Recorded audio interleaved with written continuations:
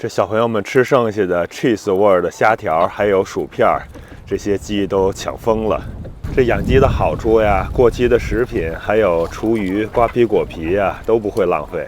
昨天还在说冬天了，菜园没什么食物了，好久都没见过鹿的踪迹了。今天早晨过来看看，这里边就有好多特别深的鹿蹄子印儿，看不出来是吃什么来的，不知道是不是吃我这些玉米杆子上剩下的那些玉米，或者是这些覆盖作物。这趴在地上的冬豌豆，其实他们挺喜欢的，但是我没看到他们吃过的痕迹，可能是太低太矮了，他们还没注意到。今天刮大风，这菜园的门给刮开了，鸡鸭们又跑进来了。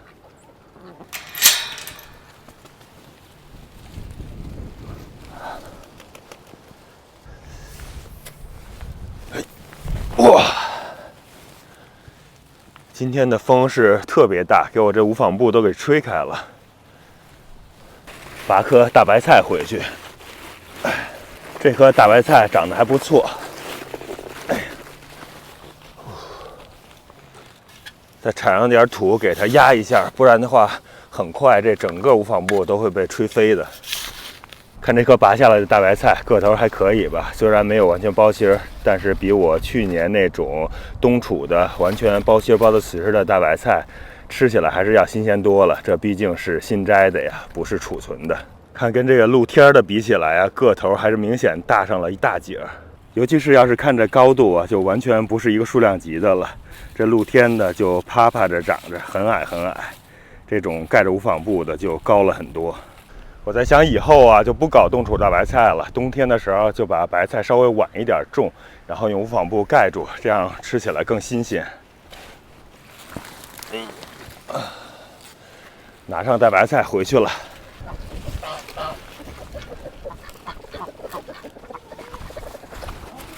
去那边去。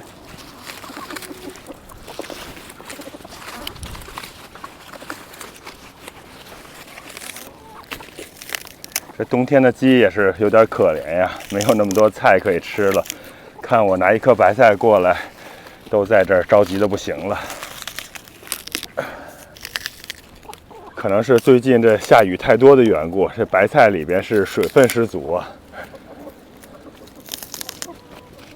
这包剩下之后还有这么大的一大颗，这我就拿回去洗一洗，我们就可以吃了。这鸡鸭也是吃得特别开心，毕竟是有机的大白菜呀。再过来摘点香菜。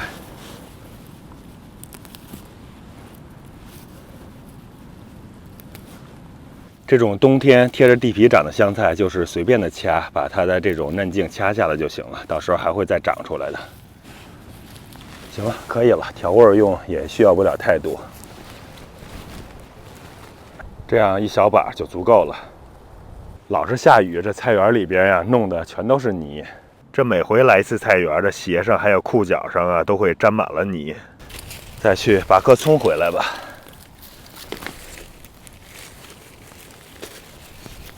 哇，还挺费劲儿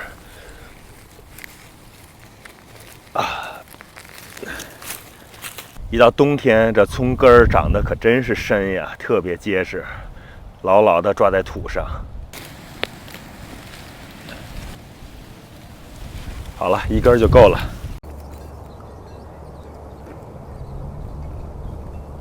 这鸡在这地方发现了好多蚯蚓呀。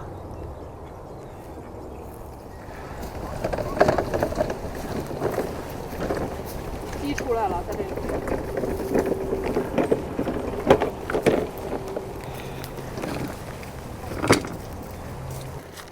又查了一下天气预报，下周真是降温了，有零下9度、零下10度，而且是持续的低温。所以我们商量了一下，还是决定把现在无纺布下边盖的这些耐寒的菜，尽量给它收一收，否则的话就有可能会被冻坏了。先来摘点菠菜。这无纺布下边暖和呀，一个最大的缺点就是会长好多的草，虽然菜也是长得特别好。这菠菜虽然是特别耐寒，但是已经长这么大了，后边的零下10度啊，这可能还是会被冻得不好吃或是冻坏的。所以提前给它收一部分，就是把叶子掐下来，剩下的让它继续再长就行了。这边上的这几棵呀，长得是特别的好。我们到时候再抽点时间把这杂草稍微的清一清，然后把无纺布再盖回去，就可以继续的生长了。明年春天的时候也会早早的就能收到特别多的鲜嫩的菠菜。这鸡又跑进来刨我这些地了。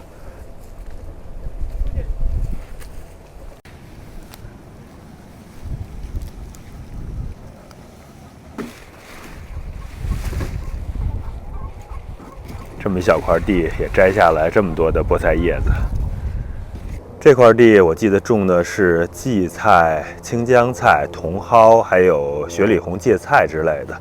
这已经好久都没打开看过了，看看现在长什么样了，肯定也是特别多的草。这荠菜可能还是在无纺布下边太热了，都已经开花结种子了，这已经不能吃了。就让它们在这自生自灭吧。明年这一块地应该会长出好多的野生荠菜了。这青江菜应该也是前一阵子太热了，有些叶子已经干边了。这种长在无纺布边上的就个头特别大。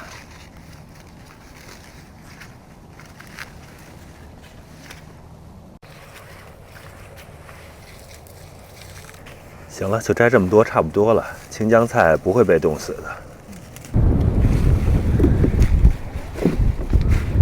那个是芥菜，对呀，这是芥菜，大芥菜，对。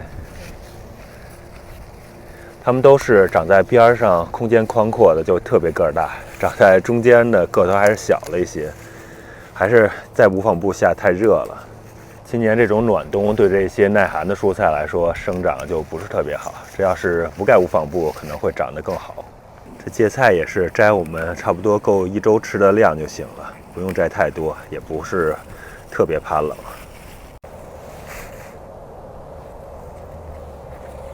雪里红长得实在是太快了，这也是在无纺布下边天气热的原因，有些叶子已经有点发黄了，不过上边的嫩尖儿还是挺嫩挺脆的。这雪里红是可以拿盐稍微的腌一下，然后炒肉末，特别好吃。我们平常还是菜太多了，这些菜都没机会吃，也没时间来摘，所以一直在无纺布下边盖着。现在长的造型都是整个无纺布的一种这种隧道型了。对比了一下这些耐寒的蔬菜，我觉得我又找到了一个冬天适合做覆盖作物的人选了，就是这种雪里红。它要比那种普通的大叶芥菜生长能力要旺多了，而且抗寒能力也强，比其他的耐寒蔬菜抑草能力也更强，只需要种植的时候密植就行了。它是底下是粗壮的，它不会长太高，然后这些叶子就全都是嫩的，这一整颗。对，长在边上的就特别的嫩。对，但是在中间个头也大，中间的就都是这个样子的。中间是一根杆儿。我们一般都是密植，然后就是掐这种嫩尖嫩茎。如果要是吃大颗的话，那就种的稀疏一点，每一颗其实都能长得特别大。到大白菜了，这些白菜我们也把一部分给它收出来。这下边其实我们陆续的已经拔过好多了，现在都是零星生长的了。下周的那种零下呢，它是持续的。我看了一下天气预报，几乎后边2周都是特别低的温度，零下9度、零下10度啊。可能比较好的情况是零下3、4度。这种持续的低温，它就不是冰箱的保鲜了，就变成冰柜的冷冻了。所以不知道这些白菜能不能扛得住。为了保险起见，我们还是尽可能多的给它收一些吧。后边的这些品种长得就稍微矮一些。还是前面的品种长得高，我觉得咱们就把这些个头大的、长得比较高的给它割下来就行了。像这种有点包心的就割了，其他的趴趴着长着的就先暂时留在那儿。今年这些为了冬天吃的这种大白菜，种的要比去年秋天收的要差好多了。去年都是包心包的特别瓷实的，这颗长得稍微大点儿，也可以给它砍下来。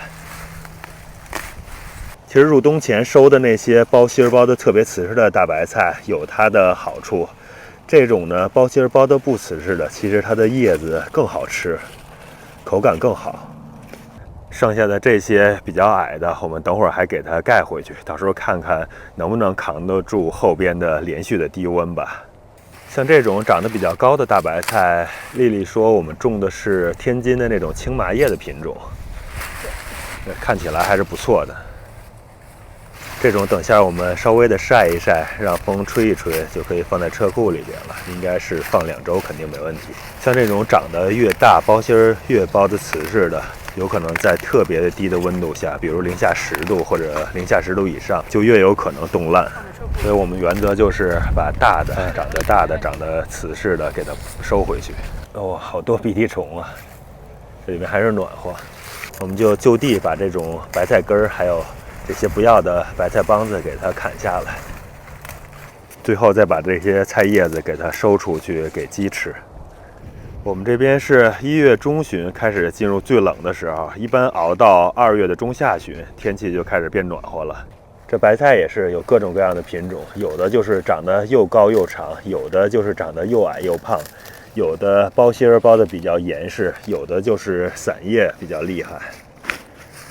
而且你要是吃的品种多了，吃的时间长了，这些白菜不同品种之间它的口味差异还是挺大的，能吃出明显的区别来。把它们再盖回去。现在的风实在是太大了，明天还会刮大风，所以得再铲点土压一压，不然这无纺布就被风给吹飞了。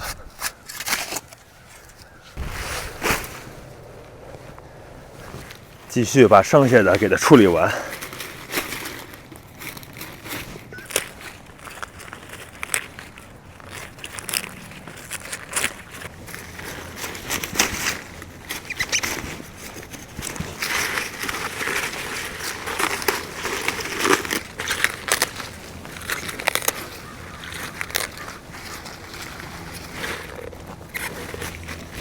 一颗就好了。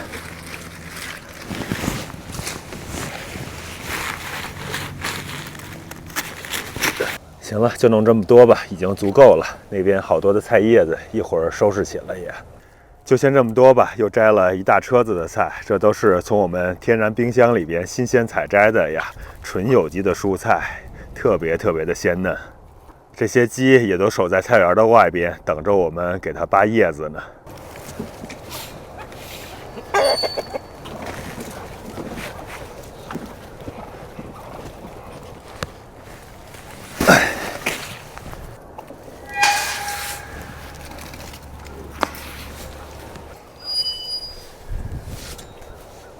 刚刚还落下了一个白菜，看看这些鸡都围在白菜叶子旁边，都抢疯了。就这一大筐的白菜叶子，这些鸡1个小时基本上就能给消灭光了。再看我这盖着无纺布的韭菜地呀，这无纺布全都被鸡给我啄坏了，然后钻到里边，把韭菜都给吃掉了。不过也无所谓吧，明年春天还会恢复过来的。